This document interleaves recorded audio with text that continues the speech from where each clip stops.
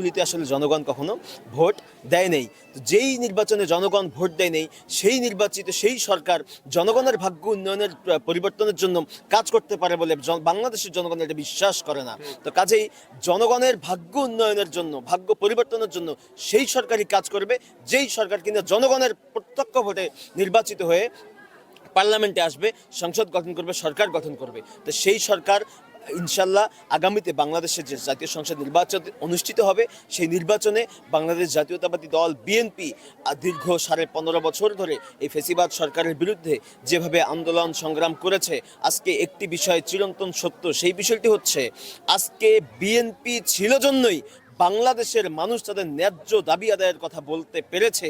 আজকে যদি বিএনপি না থাকতো, বিএনপি যদি শত জেল জুলুম হুলিয়া নির্যাতন নিপীড়ন এমনকি গুম খুনের পরেও যদি বিএনপি না থাকতো, আজকে কিন্তু বাংলাদেশ স্বৈরতন্ত্রভাবে চলতো, বাংলাদেশে কোনো মানুষের বাক স্বাধীনতা থাকতো না। কাজে বিএনপি ছিল জন্যই আজকে জনগণ তাদের মৌলিক দাবির কথা বলতে পেরেছে, মৌলিক অধিকারের কথা বলতে পেরেছে।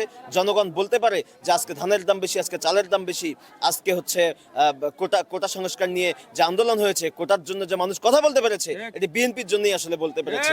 তো কাজেই আগামীতে বিএনপি সরকার গঠন করবে এবং বিএনপি সরকার গঠন করলে ইনশাল্লাহ এই তিস্তা মহাপরিকল্পনা বাস্তবায়ন হবে বলে আমরা শতভাগ আশাবাদী। পরিকল্পনা তো ছেলে হাতের কোনো কথা নয় যে এটা বললো আর হয়ে গেল।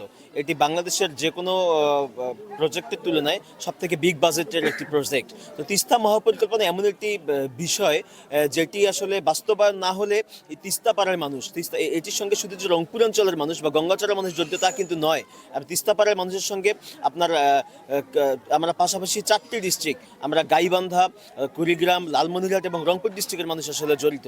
তো কাজেই তিস্তা নীলফামারীও জড়িত পাশাপাশি। তো কাজেই তিস্তা মহাপরিকল্পনা বাস্তবায়ন না করলে আমরা তিস্তা পাড়ার মানুষ যেভাবে পিছিয়ে পড়েছি, এই পিছিয়ে পড়া জনগোষ্ঠীকে নিয়ে উত্তর অঞ্চল পুরাটাই আপনি বলতে পারেন যে তিস্তার কবলিত।